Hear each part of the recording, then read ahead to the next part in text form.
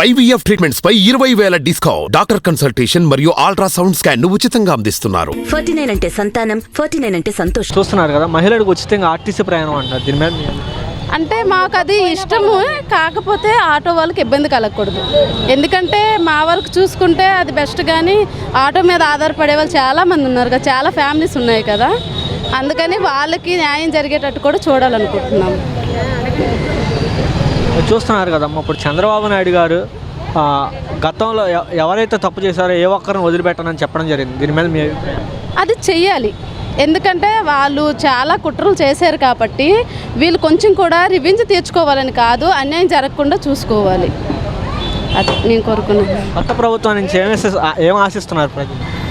ప్రజలకు మేలు చేయాలని ఆశిస్తున్నాం, ఇంక మేమేమి ఆలోచించలేదు, కానీ అదైతే ఆశిస్తున్నాం. చూస్తున్నారు కదా, గతంలో జగన్ ఇచ్చిన హామీల కంటే ఎక్కువగా ఇవ్వడం జరిగింది. దీని మీద మీ అభిప్రాయం? మాకైతే అంతగా ఏం రాలేదు. ఒకసారి అమ్మఒడి వచ్చింది, రెండోసారికి ఇంకా అవి ఇవి షరతులు పెట్టి తీసేశారు. మాకే కాదు, చాలా వరకు వాళ్ళు తీసేశారు కాబట్టి వాళ్ళకి ఛాన్స్ ఇవ్వలేదు.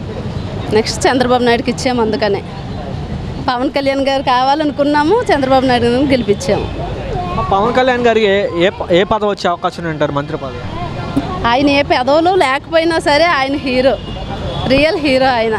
మాకైతే దేవుడు ఆయన గెలిస్తే మేము మెట్లు పూజ చేపిస్తామని మొక్కుకున్నాము, రేపెల్లుండి వెళ్ళి తీర్చుకుంటాం కూడా. ఆర్టీసీ ప్రయాణం అంటారు కదా, ఆయన వచ్చినా ఈ ఆటో ప్రయాణాలు తప్పు, మేము ఆటో ఎక్కుతాం తప్పు, బస్సులు ఎప్పుడుకో వస్తాయి, ఆటోలు అనుకో అందుబాటులో ఉంటాయి అంతే. ఎలా ఉండదంటారు? రేపు పొద్దున్న చంద్రబాబు నాయుడు గారు ప్రమాణ స్వీకారం చేయబోతున్నారు, మొదటి సంతకం దేని మీద పెడతారు? దేని మీద ఎట్టినా మాకేం ఉరికిద్దయ్యా, అయ్యా బాగానే ఉంటుంది కొనికెత్తుకు. కానీ ఇప్పుడు ఆయన వచ్చినా మాకు తెప్పలు తప్పు, ఎవరు వచ్చినా మా పనులు మాయే కదా. కొత్త ప్రభుత్వం నుంచి ఏం ఆశిస్తున్నారు జనాలు? ఏం ఆశించలేదు. ఎప్పుడులాగా బతకటమే మేము, ఎప్పుడులాగా సంచులు పట్టుకొని వ్యాపారాలు మా బతుకులు మాయే. ఏ ప్రభుత్వం వచ్చినా మా బతుకులు మాయే. లేని వాళ్ళకి ఇళ్ళని ఏంటి ఎలాంటి ఏం ఏ పార్టీ వచ్చినా సమకూర్చరు. అది భ్రమ, అంతా జనాల భ్రమ అంతే. మహిళలకి ఉచితంగా ఆర్టీసీ ప్రయాణం అంటున్నాడు. దీని మీద దానివల్ల అది చంద్రబాబు నాయుడు గారు ఆలోచించాలి, కొద్దిగా మా గురించి కూడా ఆలోచించాలి ఆయన. ఎందుకంటే ఇప్పుడు మరి మేము బతికేది ఆటోల మీదే, మరి మా ఆటో వాళ్ళందరికీ మరి ఏ న్యాయం చేస్తారో మరి తెలియదే కదా. మాకు మరి తగిన న్యాయం చేస్తారని మేము అనుకుంటున్నాం. అది విశాఖ కర్నూలు కూడా అభివృద్ధి చేస్తామని చేస్తారు.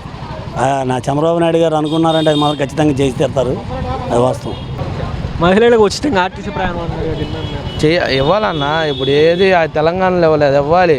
అలాగని అదే పని మీద ఉండకూడదు. లేడీస్ కూడా అబద్ధాలకు ఫ్రీ అనగానే అటు వెళ్ళిపోవాలి, వెళ్తారు, వాళ్ళు కూడా వెళ్ళాలి, తప్పదు. మరి చంద్రబాబు నాయుడు వచ్చారు, ఇప్పుడు వచ్చిద్ది ఇంకా మొత్తం 100 ఏళ్ళు ముందుకు వెళ్ళిద్ది. ఇంకా విజయవాడలో మెట్రో అప్పుడు 5 ఏళ్ళ ముందు చెప్పారు మెట్రో అని, అది కూడా చంద్రబాబు నాయుడు గారు చేస్తారు కంపల్సరీ. ఉద్యోగాలు మాకు ఫీజు రీమేన్స్ కూడా ఇప్పిస్తారు. డైరెక్ట్ తప్పు చేసిన వారిని ఏ ఒక్కరిని వదిలిపెట్టనని చెప్పంటున్నారు కదా చంద్రబాబు. వదలరు అన్న, వదలరు. ఇప్పుడు జగన్ గారు తప్పు చేశారు లేదో మనకు తెలియదు, కాకపోతే డెవలప్ అవ్వలేదు అంతే. జగన్ గారు చంద్రబాబు నాయుడు ఎందుకు వెళ్తారన్న, వదలరు. ఉచితంగా ఆర్టీసీ ప్రయాణం అంటున్నాడు, ఉచితంగా ఆర్టీసీ ప్రయాణం. అవును, మహిళలకు మరి మాలాంటి వాళ్ళకి ఏది చేయాలి కదా, పింఛన్ గింజలు ఏది ఏర్పడితే చెప్పుకుంటాం. ఆయనకి అసలు మేము వీరాభిమానులు రామారావు దగ్గర నుంచి ఉన్నాం ఆయనకి. అప్పుడు అంత పేద పిల్లలు నా దేవుళ్ళు అన్నారు, అలా పరిపాలన సాగించారు, అంత బాగుంది. ఇప్పటివరకు ఇక్కడ వచ్చేయన్నీ అలాగే మంచి రోజులు కావాలని కోరుకున్నాం. ఇప్పుడు నా కోసం కావినా ఇప్పుడు ఆడవాళ్ళు ఉన్నారు, వాళ్ళు ఉన్నారు, వీళ్ళకి ఏదో ఒకటి చేయాలి, అవునా కదా. అది రైట్. మహిళలకు ఉచితంగా ఆర్టీసీ ప్రయాణం అంటున్నారు. దీని మీద మీ ఆటోళ్ళకి ఉచిత ప్రయాణం అంటే మేము కేవలం ఆటో డ్రైవర్లం ఏంటి, దానివల్ల ఏంటంటే వాళ్ళ అభిప్రాయం ఎలా ఉందో మనకైతే తెలియదు. కానీ ఇప్పుడే ఆల్రెడీ ఆర్టీసీ బస్సులు పాత అయిపోయినాయి, అనుకున్నంతగా ఆర్టీసీ బస్సులు లేవు. కొత్తగా ఏమన్నా 1000-2000 బస్సులు కొంటే అప్పుడు పెడతానికి కొంచెం అవకాశం ఉంటుంది, ప్రజలకు కూడా బాగుంటుంది. సార్, మంత్రి పదవులు ఎవరెవరు దక్కే అవకాశం? మంత్రి పదవులు అంటే వాళ్ళకి అనుభవంగా ఉన్న వాళ్ళకు ఇస్తారు సార్, అది మనం చెప్పడానికి లేదు. అది సరైన వాళ్ళకి ఇస్తే అభివృద్ధికి తోడ్పడే వాళ్ళని చూసుకుంటుంటే రాష్ట్రం బాగుపడుద్ది, మీరు కూడా బాగుంటారు. సార్, పవన్ కళ్యాణ్కి ఏ పదవి దక్కే అవకాశం? పవన్ కళ్యాణ్ అనే విషయం అయితే సార్, పవన్ కళ్యాణ్ ప్రతిపక్ష నాయకుడిగా ఇప్పుడు మామూలుగా ఎన్నుకుంటారు కదా, అతని వరకు అతను న్యాయం చేశాడు కాబట్టి అతనికి ఉన్నత స్థానం ఇవ్వడం చాలా ఉత్తమమైన పని. సార్ మహిళలకు ఉచితంగా ఆర్టీసీ ప్రయాణం అంటున్నారు. మరి హైదరాబాద్లో ఇస్తున్నారు, ఇక్కడ కూడా ఇస్తానని అవధానం చేశాడు కదా, అలాగనే దీవులు అమలు చేస్తే మంచిది. అక్కడ లేకుండా ఇక్కడ సిటీ వాడికి వేస్తాను బయటికి ఈయనంటే మన తేడా వస్తుంది.